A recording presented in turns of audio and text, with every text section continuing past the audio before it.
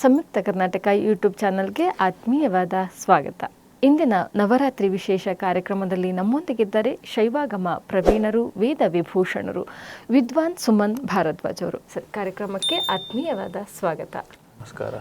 ನವರಾತ್ರಿಯ 8ನೇ ದಿನ ಮಹಾಗೌರಿಯ ಆರಾಧನೆಯನ್ನು ಮಾಡ್ತೀವಿ. ಮಹಾಗೌರಿ ವ್ರತ ಬೇರೆ, ನವರಾತ್ರಿಯಲ್ಲಿ ಮಹಾಗೌರಿಯನ್ನು ಪೂಜಿಸೋದು ಬೇರೆ. ಏನು ಇದರ ವಿಶೇಷತೆ ಅನ್ನೋದನ್ನು ನಾವು ಗುರುಗಳಿಂದ ತಿಳಿದುಕೊಳ್ಳೋಣ.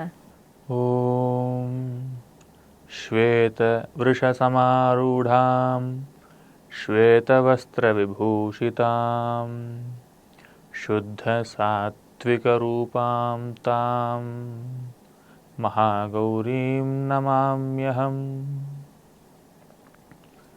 ನವರಾತ್ರಿಯ 8ನೇ ದಿನ ನಾವು ಸಚ್ಚಿದಾನಂದ ರೂಪಿಣಿಯಾದಂತಹ ಆದಿಶಕ್ತಿಯನ್ನು ಮಹಾಗೌರಿ ಅನ್ನುವಂತಹ ರೂಪದಲ್ಲಿ ಪೂಜಿಸ್ತೇವೆ. ಯಾರು ಈ ಮಹಾಗೌರಿ? ಯಾಕಾಗಿ ಬಂದಳು ನಮಗಾಗಿ ಅನ್ನುವಂತಹ ವಿಚಾರವನ್ನು ನಾವಿವತ್ತು ತಿಳಿಯೋಣ. ನೋಡಿ, ನಾವು ಈಗಾಗಲೇ ಈ ಶ್ಲೋಕದಲ್ಲಿ ಹೇಳಿದ್ವಿ, ಶ್ವೇತ ವೃಷ ಸಮಾರೂಢಾಂ.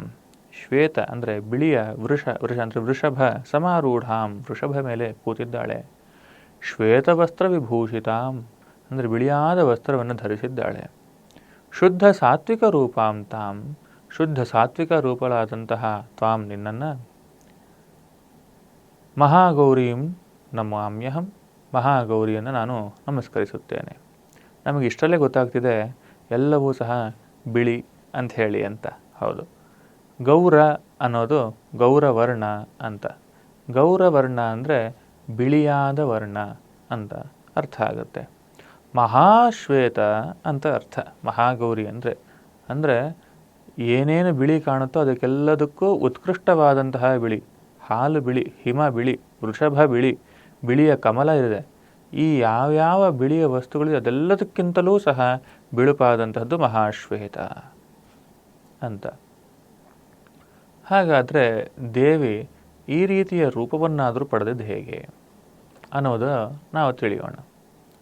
ನಮಗೆ ಗೊತ್ತು, ಹಿಮವಂತನ ಮಗಳಾದಂತಹ ಪಾರ್ವತಿ ಪರಮೇಶ್ವರನನ್ನು ಪತಿಯಾಗಿ ಪಡೆಯಲಿಕ್ಕೆ ತಪಸ್ಸು ಮಾಡಿದ್ಲು.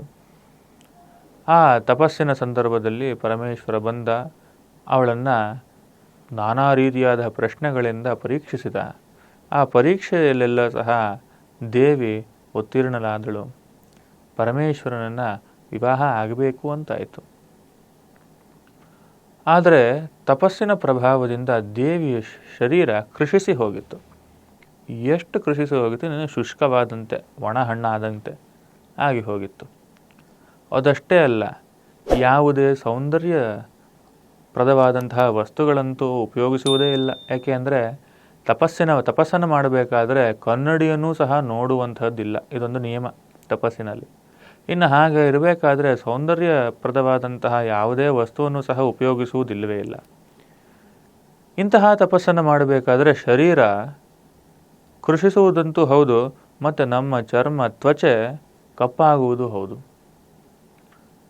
ಈ ರೀತಿ ತಪಸ್ಸಿನಿಂದ ಕಪ್ಪಾದ ಶರೀರವನ್ನು ಹೊಂದಿದಂತಹ ಪಾರ್ವತಿಯನ್ನು ಪರಮೇಶ್ವರನು ಅನುಗ್ರಹಪೂರ್ವಕವಾಗಿ ತನ್ನ ಶಿರದ ಮೇಲಿರ್ತಕ್ಕಂತಹ ಗಂಗಾಜಲದಿಂದ ತೋಯಿಸ್ತಾನೆ. ಯಾವ ಶುದ್ಧ ಸ್ಫಟಿಕದಂತಹ ಗಂಗಾಜಲ ದೇವಿಯ ಶರೀರ ಮೇಲೆ ಬೀಳುತ್ತೋ ಯಾವಾಗ, ಆಗ ದೇವಿಯ ಶರೀರವನ್ನು ಆವರಿಸಿದಂತಹ ಕೃಷ್ಣವರ್ಣವೆಲ್ಲವೂ ಸಹ ಕರಗಿ ಶುದ್ಧವಾಗಿ ದೇವಿಯು ಮಹಾಶ್ವೇತಳಾಗ್ತಾಳೆ. ಅಂದರೆ ಅತ್ಯಂತ ಬಿಳುಪಾದಂತಹ ಚರ್ಮ ತ್ವಚೆಯನ್ನು ಹೊಂದುತ್ತಾಳೆ. ಆಗ ದೇವಿಯನ್ನು ಗೌರಿ, ಮಹಾಗೌರಿ ಅಂತ ಕರೆದರು ಎಲ್ಲ ಋಷಿಮುನಿಗಳು, ದೇವತೆಗಳು. ಅಷ್ಟು ಶುದ್ಧವಾದಂತಹ ಬಿಳುಪಾದ ಶರೀರದವಳಾಗ್ತಾಳೆ ಮಹಾಗೌರಿ. ಈ ಮಹಾಗೌರಿ ಪರಮೇಶ್ವರನನ್ನು ವಿವಾಹವಾಗ್ತಾಳೆ, ಸುಮಂಗಲಿಯಾಗಿ ಕಾಣ್ತಾಳೆ. ಆದ್ದರಿಂದ ನಾವು ಮಹಾಗೌರಿಯನ್ನು ಪೂಜಿಸುವುದು ಸೌಮಂಗಲ್ಯಕ್ಕಾಗಿ, ಮತ್ತೊಂದು ಶುದ್ಧವಾದಂತಹ ಶರೀರವನ್ನು ಹೊಂದಿದವಳು ಮಹಾಗೌರಿ ಅಂತ. ಅದರಿಂದ ಮಹಾಗೌರಿಯನ್ನು ಪೂಜೆ ಮಾಡುವುದರಿಂದ ನಮ್ಮ ಒಳಗಿನ ಇಂದ್ರಿಯಗಳು ಮನಸ್ಸು, ಚಿತ್ತ, ಎಲ್ಲವೂ ಸಹ ಶುದ್ಧವಾಗುತ್ತೆ. ಹಾಗಂತೆ ಅಲ್ಲ, ನಮ್ಮ ಶರೀರವೂ ಸಹ ದೃಢಕಾಯವಾಗುತ್ತೆ ಅವಳ ಅನುಗ್ರಹದಿಂದ. ಶುದ್ಧವಾದ ಅಂತಃಕರಣದಿಂದ ನಾವು ಪೂಜೆಯನ್ನು ಮಾಡಬೇಕೇ ಹೊರತು ಯಾವುದೋ ಚಿಂತನೆಯನ್ನು ಮನಸ್ಸಿನಲ್ಲಿಟ್ಕೊಂಡು ಪೂಜೆ ಮಾಡೋದ್ರಿಂದ ಯಾವುದಾದ್ರೂ ಫಲ ಸಿಗುತ್ತೆಯಾ? ಖಂಡಿತ ಇಲ್ಲ. ಆದ್ದರಿಂದ ಮನಸ್ಸಿನಲ್ಲಿ ಯಾವುದೇ ಆದಂತಹ ಚಿಂತನೆಗಳನ್ನು ಇಟ್ಟುಕೊಳ್ಳದೆ ಶುದ್ಧವಾದಂತಹ ಮನಸ್ಸನ್ನು ದೇವಿಗೆ, ಪರಮಾತ್ಮನಿಗೆ ಅರ್ಪಿಸುವುದರಿಂದಲೇ ನಮಗೆ ಒಳಿತಾಗುವುದು. ಈ ಕಾರಣದಿಂದ ಮಹಾಗೌರಿಯನ್ನು ಪೂಜಿಸುವುದು ಅಥವಾ ನಮ್ಮ ಮನಸ್ಸಿನಲ್ಲಿ ಧ್ಯಾನಿಸುವುದರಿಂದ ಆ ಶುದ್ಧ ಸಾತ್ವಿಕವಾದಂತಹ ಮನಸ್ಸನ್ನು ದೇವಿ ನಮಗೆ ಅನುಗ್ರಹಿಸ್ತಾಳೆ. ಯಾರಿಗೆಲ್ಲವೂ ಸಹ ಶುದ್ಧವಾದ ಮನಸ್ಸು ಬೇಕಾಗಿದೆಯೋ, ಪರಮಾತ್ಮನಲ್ಲಿ ಭಕ್ತಿಯನ್ನು ಹೊಂದಬೇಕು ಅಂತಿದೆಯೋ, ಶುದ್ಧವಾದ ಚಾರಿತ್ರ್ಯ ನಮ್ಮದಾಗಬೇಕು ಅಂತಿದೆಯೋ, ನಮಗೆ ಯಾವುದೇ ರೀತಿಯ ಕಲ್ಮಶಗಳು ನಮ್ಮ ಮನಸ್ಸಿನಲ್ಲಾಗಲಿ ಶರೀರದಾಗಲಿ ಇರಬಾರದು ಅಂತಿದೆಯೋ, ಅಂಥವರೆಲ್ಲರೂ ಸಹ ಮಹಾಗೌರಿಯ ಅನುಗ್ರಹಕ್ಕಾಗಿ ಅವಳನ್ನು ಪೂಜಿಸಲೇಬೇಕು. ಈ ರೀತಿ ಪರ್ವತರಾಜನ ಮಗಳಾದಂತಹ ಮಹಾಗೌರಿ ಶುದ್ಧ ಸಾತ್ವಿಕ ರೂಪಿಣಿ. ಆ ಶುದ್ಧ ಸಾತ್ವಿಕತ್ವವನ್ನು ನಾವು ಹೊಂದದೆ ನಾವು ಮೋಕ್ಷವನ್ನು ಪಡೆಯಲಿಕ್ಕೆ ಸಾಧ್ಯವೇ ಇಲ್ಲ. ಮೋಕ್ಷ ಪ್ರಾಪ್ತಿಯಾಗಿ ಮುಮುಕ್ಷುವಾದವನು ಸಾತ್ವಿಕನಾಗಲೇಬೇಕು. ಆಗಲೇ ಅವನು ಮೋಕ್ಷವನ್ನು, ಮುಕ್ತಿಯನ್ನು ಪಡೆಯಲಿಕ್ಕೆ ಸಾಧ್ಯ. ಇಂತಹ ದೇವಿಯನ್ನು ನಾವು ಪೂಜಿಸಬೇಕು ಅಂತಾದರೆ ಚಿತ್ರವರ್ಣದ ಹೂಗಳಿಂದ ಪೂಜಿಸಬೇಕು. ಅಲ್ಲದೆ ದೇವಿಗೆ ಶ್ವೇತಕಮಲ ತುಂಬ ಪ್ರೀತಿಯಾದಂಥದ್ದು. ಅಂದರೆ ಶ್ವೇತಕಮಲದಿಂದ ಪೂಜಿಸುವುದು.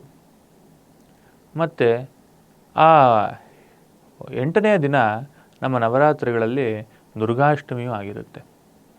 ಆದ್ದರಿಂದ ಆ ದುರ್ಗಾ ಪ್ರೀತಿಗಾಗಿ ನಾವು ಕಡಲೆಬೇಳೆಯಿಂದ ಮಾಡಿದಂತಹ ವಡೆ ಅದನ್ನು ದೇವಿಗೆ ಸಮರ್ಪಣೆ ಮಾಡಿ ಅದರಿಂದ ಅವಳ ಅನುಗ್ರಹವನ್ನು ಪಡೆಯುವುದು ನಾವು ಎಷ್ಟೋ ಕಾಲದಿಂದ ಮಾಡ್ಕೊಂಬರ್ತಿರುವಂತಹ ಸಂಪ್ರದಾಯ.